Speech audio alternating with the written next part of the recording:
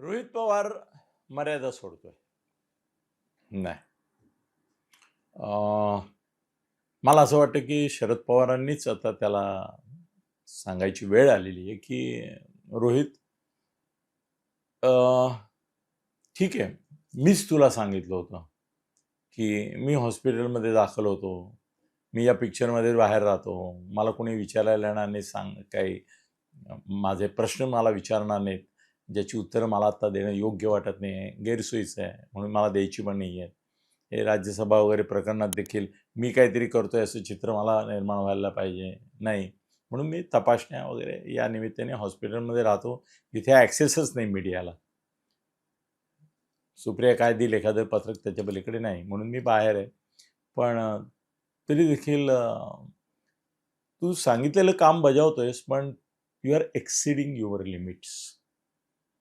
हे एकदा पवारसाहेबांनी सांगायला पाहिजे, कारण पवारसाहेबांनी राजकारणामध्ये कट कारस्थानं खूप केली, खरं खोटं खूप केलं, खोटं प्रचंड बोलले, अगदी बॉम्बस्फोटापासून कशाही बाबत बोलले.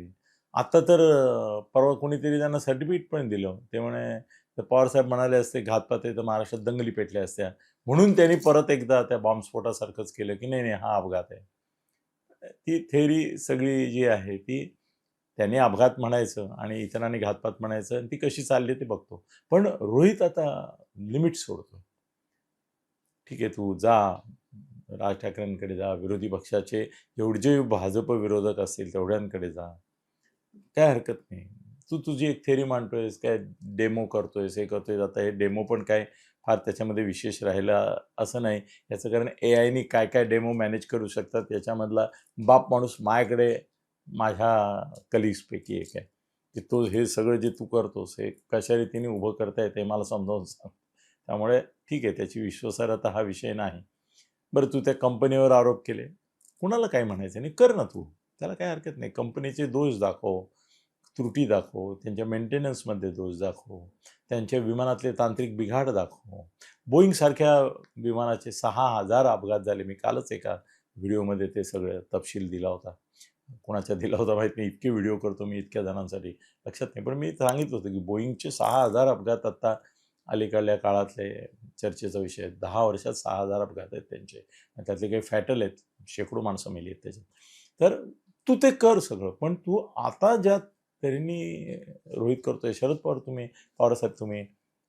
तुम्ही सांगायला पाहिजे रोहितला की नाही, दिस इज नॉट डन. हे अशा रीतीने बोलू नकोस तू, या पद्धतीने तू आपल्या घराण्यातल्या सुमित्रा देवी ही या घराण्याची सून आहे. आपल्याकडे सुनी मुलेसारखी असते.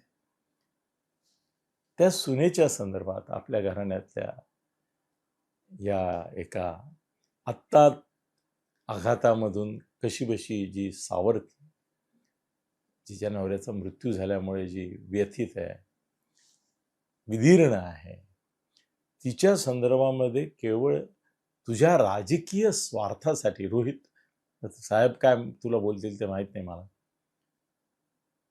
तेही अनेक वेळेला त्यांनीही काही वेळेला लिमिट्स क्रॉस केलेले आहेत काही व्यक्तींच्या संदर्भामध्ये, त्यामुळे ते सांगतील का नाही मला माहीत नाही. पण महाराष्ट्राच्या वतीने रोहित मी सांगतो तुला की या थराला नको जाऊस. इतका नीचपणा, दळभद्रीपणा, कर्मदरिद्रीपणा, इतका उथळपणा, इतका पोरकटपणा, इतका छदमीपणा, खलनायकीपणा नको करूस. तू जे काल बोललास ना, कालपर्यंत माझा आक्षेप एवढ्यावरच होता की हा विषय जो आहे तो सरकारने गंभीरपणे घेतलेला आहे. फडणवीसांसारखा, देवेंद्र फडणवीसांसारखा माणूस तिथे आहे, त्याला जर शंका नुसती जरी असती तरी देखील या प्रकरणामध्ये त्यांनी केलंच असतं आणि करतातच आहे. मुळामध्ये रोहित, तुला हे माहिती आहे की सरकारच्याकडे प्राथमिक, आता काही अहवाल तर आजपासून येतातच आहेत लाईनीने आणि येतीलच आता एका मागोमाग. आता त्याच्यात तूही एक ज्ञानबाची मेघ मारून ठेवलीच आहेस की हे अनुकूल आले तर मॅनेज केलेत, प्रतिकूल आले तर हां बघा मी म्हणत होतो. आणि ते प्रतिकूल येणार नाहीत, अनुकूल येणार आहेत याची तुला माहिती आहे याचं कारण तू जे बोलतेस ते खोटं आहे हे तुला जितकं माहिती आहे तितकं कुणालाच नाही आहे ना. तुम्ही सगळे काल्पनिक आरोप राजकीय हेतूने करतोय. तुला राष्ट्रवादी अजितदादांची खच्ची करायची आहे, सुनेत्रा देवींचं आव्हान संपुष्टात आणायचं आहे, त्यांना बदनाम करायचं आहे. त्यांच्या ज्या सहकाऱ्यांच्या बळावर अजितदादांचा पक्ष टिकेल असं तुला वाटतं ते सहकारी चारित्र्य हनन करून संपवायचे, म्हणून तू ते सगळं करतोयस. त्यामुळे तुलाही माहिती आहे की असे अहवाल येणार की ज्याच्यामध्ये पायलटचा दोष, जे एरर ऑफ जजमेंट, हे मी आता सांगतोय म्हणजे मला काहीतरी कुठेतरी माहिती आहे ना म्हणून सांगतोय. आणि तुलाही माहिती आहे, मला माहिती असं नाही रोहित, तुलाही माहिती आहे की एरर ऑफ द जजमेंट, त्यानंतर टेक्निकल मेंटेनन्सच्या संदर्भातल्या चुका, मोठा अहवाल आहे त्याच्यामध्ये 10 दोष असतील, पण त्याच्यामध्ये कुठेही कोणीतरी मुद्दाम, जाणीवपूर्वक, योजनापूर्वक, कट कारस्थान, षडयंत्र म्हणून हा घातपात केला असं तुला जे हवंय विधान ते येणार नाही. आणि ते आलं नाही की तू म्हणणार आहे मॅनेज केलं. सोपं आहे ना. आपल्याला हवं ते मिळालं तर बघा मी म्हणत होतो ते सत्य ठरलं, आणि नाही निघालं तर मॅनेज केलं. आणि लोकांना जसं अपघातपेक्षा घातपाताची थेरी ही एक पॉप्युलर थीम असते, तुलाही माहिती आहे, त्याचाच फायदा तू घेतोयस हे आम्हालाही माहिती आहे. पण तसंच एखादा सरकारला अनुकूल हे आला, सरकारचं म्हणणं त्याच्यात मान्य झालं तर तो काय मॅनेज केला. पार्थच्या अहवालाच्या संदर्भामध्ये देखील काय खारगे समितीचा काय अहवाल आहे, खारगे त्याच्या संदर्भामध्ये तो जो विरुद्ध आला असता तर आरडाओरडा करायला मोकळे होते, पण तो त्याचा संदर्भ नाही आला, बरोबर तो मॅनेज केला. ही प्रवृत्ती आहे, पण ही अपप्रवृत्ती, ही दुष्प्रवृत्ती, आणि ती तुझ्यामध्ये आता दिसते. याचं कारण तू फार काल बोललास ना, याचा आक्षेप आहे, तुझा धिक्कार आहे. मला तिरस्कार वाटला रोहित तुझा पहिल्यांदा काल, यावेळी तू म्हणाल की वहिनींना खांद्यावर हात टाकणं, हात लावणं, वहिनींना गप्प बसवणं, वहिनींना बोलू न देणं, ते बोलू न देणं वगैरे वगैरे इथपर्यंत तू म्हणजे मर्यादा ओलांडत होतास, पण निदान काहीतरी माणुसकी होती तुझ्यात. पण तू विनयभंगाचा आरोप केलास त्यांच्या सहकार्यांवर. रोहित, सुप्रिया तुझी बहीण आहे. उद्या एखाद्या क्राऊडमध्ये जर ती असेल आणि तू तिच्या बाजूला असेल तर तू सहजपणाने तिला प्रोटेक्ट करशील की नाही? करशील, करायलाच पाहिजे आणि करणंच योग्य आहे.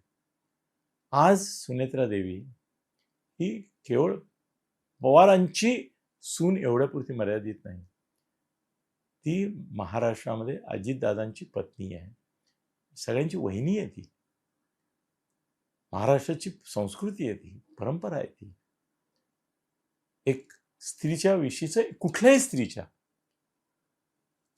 सुनेत्रा देवी नाही म्हणत आहे, कुठल्याही स्त्रीच्या संदर्भामध्ये गर्दीमध्ये जर ती असेल, हे असेल, तर तिला प्रोटेक्ट करणं, तिला संरक्षण देणं, हे कुठल्याही भावाचं, भाऊजीचं, नातेवाईकाचं, ऋणानुबंध स्नेहसंबंध असलेल्या माणसाचं नव्हे, माणसाचं रे, माणसाचं. कुठलाही सत्साधा विवेक बुद्धी आणि स्त्रीबद्दलचा आदर भाव ज्याच्या मनामध्ये आहे, तिचं पावित्र्याविषयी ज्याची जागरूकता आहे, तो हेच करील की तिला संरक्षण देईल.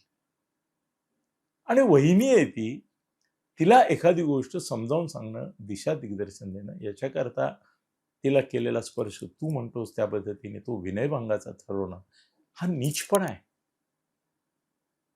माझी वहिनी आहे ती, आमची वहिनी आहे ती. तिला काही जर सांगायचं असेल तर त्या ह्याच्यामध्ये केलेल्या स्पर्शाला असा किटाळ विटाळ फक्त तुझ्याच विकृत मनात येऊ शकतो, आणि तूच ते बोलू शकतोस, आणि बोललास, माझा त्याला आक्षेप नाही. असं कोणीही केलेलं नाही.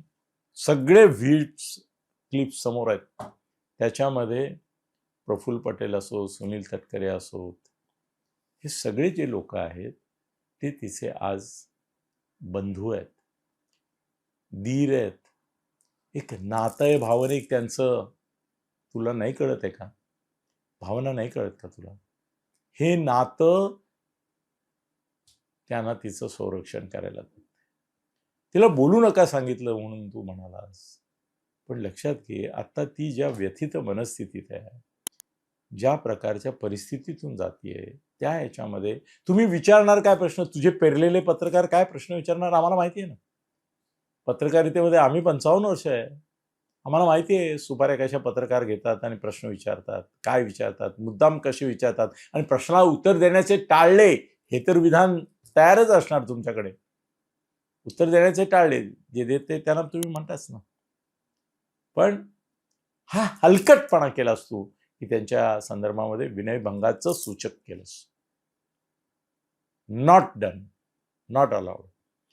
खरं म्हणजे तुझ्यावर या संदर्भामध्ये काहीतरी गुन्हा दाखल व्हायला पाहिजे की एका स्त्रीचा अशा तऱ्हेचा अपमान तू केलास.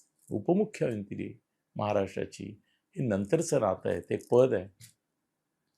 तिचं सर्वसामान्य माणसाच्या मनाच्या हृदयातलं स्थान ही आमची वहिनी आहे. ही आमची आज पतीच्या पश्चात कुटुंब प्रमुख आहे, असं आहे. येत आहे का तुझ्या लक्षात? हे शब्द तू मागे घ्यायला हवेस, माफी मागायला हवीस असं मला वाटतं. आणि विनयभंग जर तू सूचित करत असेल तर तो दुसऱ्या कोणी नाही, तूच केलास.